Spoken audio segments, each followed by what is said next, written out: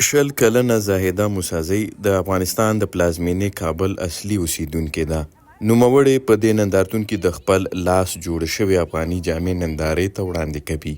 زاهده د 12م ټولګي زده کوونکې وه او هیله یې درلوده چې په راتلونکي کې ډاکټره جوړه شي، خو د کډوالۍ ژوند تیرولو ته اړ شوې ده. وروسته له هغه چې په 2020 کال په اګست میاشت کې طالبانو په زور افغانستان واک ترلاسه کړ، ښځې د زده کړو، کارموندنې او نورو ډیرو محدودیتونو سره مخ شوې. که څه هم زاهده د کار فرصت لري، خو د قانوني ستونزو له امله په مهاجرت کې هم له زده کړو بې برخې ده. در اینجا مشکلات زیاد است. اولی که اگر ما میخوایم اینجا درس بخوانیم، مشکلات اقتصادی از طرف خود ماست و دیگه اگر کسی میتونه بخونه مشکل قانونی هم داره. اقا با آسانی به افغانان اینجا ادمیشن نمیتن. اگر بتن بسیار با واسطه و چی به می خاطر زیادتر دختران نمیتونن درس بخوانن، به می خاطر به هنر و کارهای دیگر رو میارن. په پیښور پوهنتون کې د افغان ښځو او نجونو په لاس جوړ شوی د کلتوري جامو، زیوراتو او مشهورو افغان خوراکي توکو نندارتون روان دی. په پیښور کې یوه غیر دولتي موسسه سباوون په بېلابېلو برخو کې له 1.5 سل څخه زیات افغان میرمنو ته مهارتونه ورزده کوي. دوی چې کله افغانستان نه راغلي دي نو بې سره سامان دي چې دوی سره څه سکل هم نه وي، نو دوی به خپل حالات څنګه بهتر کوي.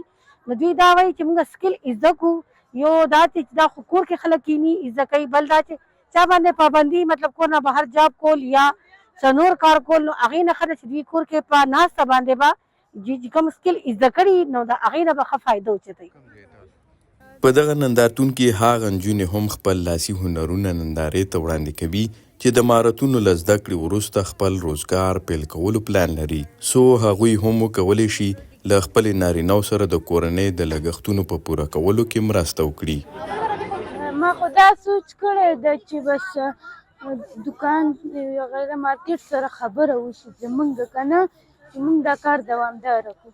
آنلاین باندې بزنس کېږي، هغه په خلک انسټاګرام آی ډي جوړ کړي، باندې خپل بوتیک جوړ کړي، باندې خپل چې کوم هینډ امبرایډري شوي کوم کار شوي هغه خلک پیج کې سټیټس باندې ورکړي، هغه مخکې ولګي، نه بعد هغوی ته آرډر راځي کور کې دننه یې خپل کاروبار چلولی شي. د دغه نندارتون موخه په افغانستان کې د جمهوري نظام له ړنګېدو وروسته د کډوالو او له زده کړو بې برخو نجونو د مهارتونو لوړول دي، تر څو هغوی وکولی شي اقتصادي ننګولې له منځه یوسي او پر ځان بسیا شي. شاهین افریدی، امریکا غږ، پیښور.